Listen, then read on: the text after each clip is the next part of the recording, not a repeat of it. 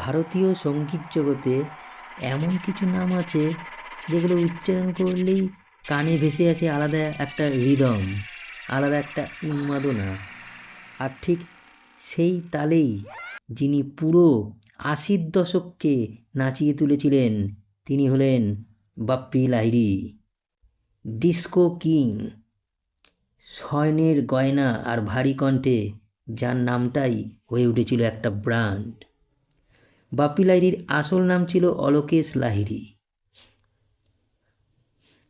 ১৯৫২ সালের ২৭শে ডিসেম্বর পশ্চিমবঙ্গের জলপাইগুড়িতে তার জন্ম। সঙ্গীত ছিল তার রক্তে, কারণ তার বাবা অপরেশ লাহিড়ী ছিলেন একজন বিখ্যাত শাস্ত্রীয় গায়ক, আর মা বংশরী লাহিড়ী ছিলেন একজন প্রশিক্ষিত গায়িকা। ছোটবেলা থেকেই বাপ্পি লাহিড়ীর দিন কাটত রেয়াজ আর সুরের মাধ্যমে। তবলা, পিয়ানো, গিটার সব কিছুতেই ছিল তার দখল। কিন্তু তখনও কেউ জানতো না যে এই ছেলেটাই একদিন বলিউডে ডিস্কো বিপ্লব ঘটাতে চলেছে। মাত্র ১৯ বছর বয়সে ১৯৭২ সালে তিনি প্রথম সুযোগ পান হিন্দি সিনেমায়। ফিল্মের নাম ছিল জখমি।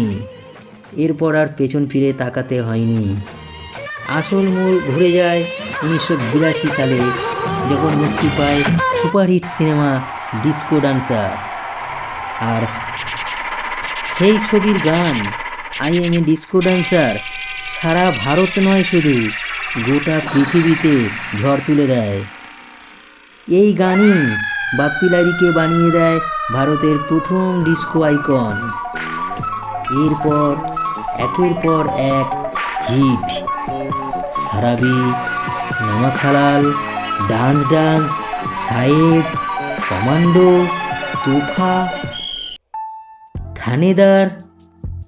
যে ছবিতেই বাপ্পি লাহিড়ীর সুর, সেখানে গ্যারান্টি হিট। বাপ্পি লাহিড়ীর গানের সবচেয়ে বড় শক্তি ছিল সহজ কথা, শক্ত বিট আর নাচের তালে তালে চলা সুর। তিনি প্রমাণ করে দিয়েছিলেন গান মানেই শুধু আবেগ নয়, গান মানেই এনার্জি, আনন্দ আর উদযাপন।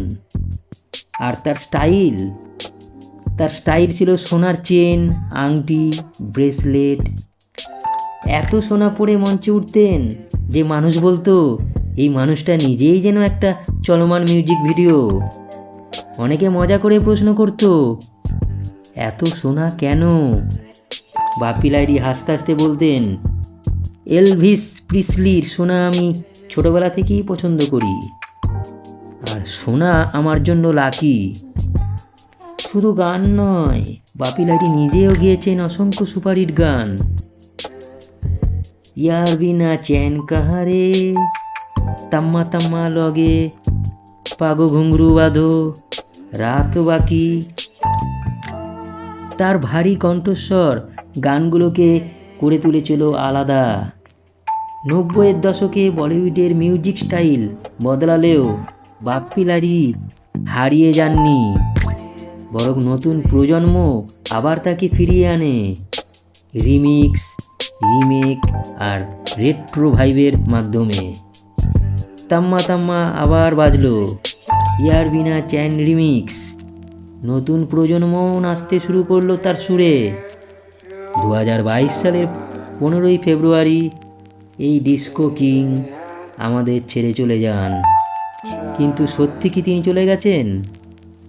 না বন্ধুরা, যতদিন কোনো পার্টিতে ডিস্কো বিট বাজবে, যতদিন মানুষ গানের তালে নাচবে, ততদিন বেঁচে থাকবেন আমাদের বাপ্পি লাহিড়ী।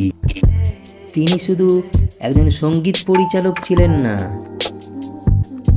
তিনি ছিলেন একটা যুগ, একটা স্টাইল, একটা অনুভূতি। ডিস্কো কখনো মরে না, ডিস্কো শুধু নতুন প্রজন্মে ফিরে আসে, আর সেই ডিস্কোর নাম বাপ্পি লাহিড়ী। বন্ধুরা, এই ভিডিওটি যদি আপনাদের ভালো লেগে থাকে তাহলে অবশ্যই লাইক, কমেন্ট এবং এই ধরনের ভিডিও আপনারা সরাসরি পেতে হলে অবশ্যই চ্যানেলটিকে সাবস্ক্রাইব করে পাশে থাকবেন। ধন্যবাদ। আবার পরের ভিডিওতে দেখা হবে।